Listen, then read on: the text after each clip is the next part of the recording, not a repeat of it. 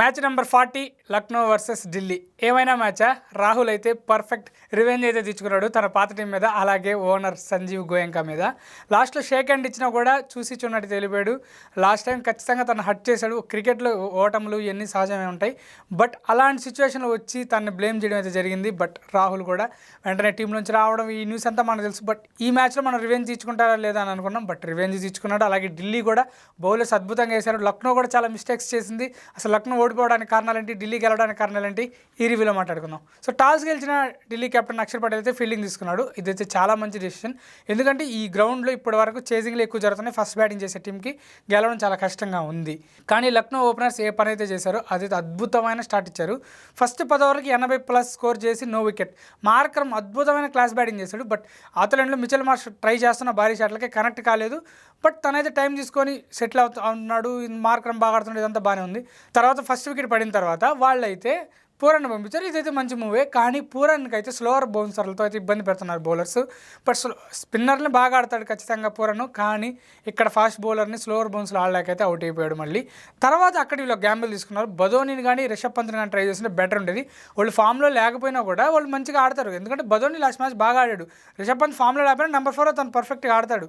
అందులో ఢిల్లీ తన పాత టీమే కాబట్టి ఆ బౌలర్స్ కుల్దీప్ యాదవ్ని, అక్షర్ పటేల్కి అప్పుడు స్పెల్ అయిపోయినా కూడా ముఖేష్ని వీళ్ళు ఆల్రెడీ ఆడున్నాడు కాబట్టి కొంచెం రిషబ్ పంత్కి ఖచ్చితంగా రిషబ్ పంత్ బెటర్ ఆప్షన్. కానీ వాళ్ళు ఏం చేశారంటే అబ్దుల్ సమద్ లాస్ట్ మ్యాచ్ బాగా ఫినిష్ చేశారు కదా, ఇక్కడ నుంచి అబ్దుల్ సమద్ కానీ బాగా ఆడితే భారీ టార్గెట్స్ పెట్టచ్చు వాళ్ళ ముందని చెప్పి ప్లాన్ చేశారు. కానీ అది వర్కౌట్ అవ్వలేదు. వెంటనే అబ్దుల్ సమద్ అవుట్ అవ్వడం, తర్వాత బధోని రావడం, ఆ తర్వాత మిల్లర్ రావడం, లాస్ట్లో పంత్ రావడం, ఇవంతా జరిపింది. ఈ లోపల స్పిన్నర్లు బాగా వేశారు. అలాగే ముఖేష్ కుమార్ అయితే అద్భుతంగా వేశారు లైన్ అండ్ లెంత్. దీంతో అయితే వీళ్ళకి 150 కూడా చేస్తుంది అనుకున్నాం, కానీ ఆ లాస్ట్లో బధోని లాస్ట్ ఓవర్లో వరుసగా 3 4 కొట్టడం, తర్వాత 159 అయితే చేరుకుంది. బట్ లాస్ట్ 3 బాల్ అయితే వికెట్ వేసి ముఖేష్ కుమార్ కూడా బధోనిని అలాగే రిషబ్ పంత్ వికెట్ తీసాడు. దీంతో అయితే 160 పరుగులు అయితే టార్గెట్ ఉన్నది. సో 160 టార్గెట్ అంటే ఈజీగా చేస్తారు ఢిల్లీ కానీ అనుకున్నాం. బట్ ఎక్కడైతే మార్కరం బౌలింగ్లో కరుణ్ నాయర్ అవుట్ అయ్యాడు.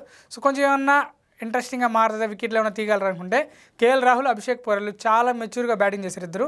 మెయిన్గా కేఎల్ రాహుల్ ఎక్స్పీరియన్స్ అయితే చాలా యూజ్ అయింది ఇలాంటి స్లో ట్రాక్స్లో. తను వెయిట్ చేసి ఆడతా ఎటువంటి రిస్క్ చేసుకోకుండా అయితే వాళ్ళు ఒకనొక టైంలో 2-3 ఓవర్లు బౌండరీ రాలేదు, అయినా కానీ వాళ్ళిద్దరు వెయిట్ చేసి రొటేట్ చేస్తా, ఎందుకంటే 160 ఉన్నప్పుడు భారీ షాట్లకి వెళ్ళి వికెట్లు పెట్టిపోయి లాస్ట్లో ప్రెషర్ పెట్టుకోవాల్సిన అవసరం లేదు. నీట్గా నార్మల్ క్రికెట్ ఆడారు అంతే. ఏదో 190-200 ఉంటే రిస్క్ చేయాలి, కానీ 160కి ఎందుకు అవసరం లేదు రిస్క్. ఫస్ట్ 10 ఓవర్స్కి 70-80 కొట్టినా చాలు, మ్యాచ్ చేతిలోకి వచ్చేస్తుంది. సో వాళ్ళు అదే పని చేస్తారు. 49 బాల్కి 69 పరుగుల భాగస్వామ్యం అయితే నెలకొల్పారు. ఇదే టైంలో అయితే అభిషేక్ పోరెల్ అయితే అద్భుతంగా ఆడ ఒక 50 కొట్టాడు. తర్వాత అభిషేక్ పోరెల్ అవుట్ అయిన తర్వాత అక్షర్ పటేల్ వచ్చారు. అక్షర్ పటేల్కి కూడా దిగ్వేష్ రాతి బౌలింగ్లో ఒక ఈజీ క్యాచ్ వచ్చింది. బట్ మ్యాచ్ అప్పటికే అయిపోయింది, దాని ప్రిన్స్ యాదవ్ అయితే వదిలేశాడు. సో ఫీల్డింగ్ కూడా స్టార్టింగ్ నుంచి కూడా లక్నో సూపర్ జైంట్స్ ఫీల్డింగ్ అయితే అంత స్పాట్ ఆన్ లేదు. వాళ్ళు మిస్ ఫీల్డింగ్ అయితే జరుగుతూ ఉన్నది, గ్యాంబుల్ జరుగుతుంది. కానీ ఎక్కడైతే షర్దుల్ ఠాకూర్ ఫస్ట్ ఓవర్ వేస్తాడు ఆ ఓవర్లోనే రన్స్ లీక్ అయినాయి. బట్ మెచ్చుకోవాల్సిన విషయం ఏంటంటే దిగ్వేష్ రాతి పవర్ ప్లేలో కూడా అద్భుతంగా వేస్తున్నాడు, మిడిల్ ఓవర్లో అద్భుతంగా వేస్తున్నాడు. సో ఖచ్చితంగా ఇంట్రెస్టింగ్. తను ఒకవేళ ఇండియాకి సెలెక్ట్ అయ్యే ఛాన్సెస్ కూడా ఉన్నాయి. ఐపీఎల్ ఒక్కటే కాదు, తర్వాత కానీ తను రంజీలో వాటిలో కూడా పర్ఫార్మెన్స్ చేస్తే ఇండియాకి ఇంకో మంచి స్పిన్నర్ దొరికాడని మనం అనుకోవచ్చు. సో దిగ్వేష్ రాతి అయితే చాలా ఇంప్రెస్ చేస్తున్నాడు. సెలబ్రేషన్స్ గురించి అయితే మనం తక్కువ మాట్లాడుకున్నంత బెటర్, కానీ ఈ మ్యాచ్లో సెలబ్రేషన్స్ అయితే లేవు దిగ్వేష్ రాతివి. ఇక కేఎల్ రాహుల్ కూల్ ఫినిష్ అయితే చేశాడు. అక్షర్ పటేల్ కూడా తన హ్యాండ్ అయితే వేశాడు. సో లైఫ్లో వచ్చిన అక్షర్ పటేల్కి బట్ ఫినిష్ చేశారు ఇద్దరు కామ్గా. బట్ మ్యాచ్ అయిపోయిన తర్వాత సంజీవ్ గోయంకా వచ్చి అదే పనిగా కేఎల్ రాహుల్ని మెచ్చుకునే ప్రయత్నం చేశాడు. కేఎల్ రాహుల్ అయితే నాట్ ఇంట్రెస్ట్ క్లియర్గా కనిపించింది.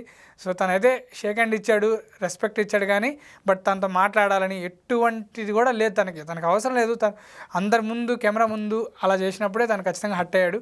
సో ఏదైనా డ్రెస్సింగ్ రూమ్లో ఇలా మన టీం బాగుంటుందని అన్ని మామూలుగా ప్లాన్ చేసుకుంటే గోయంగా చెప్పుంటే బాగుండేది.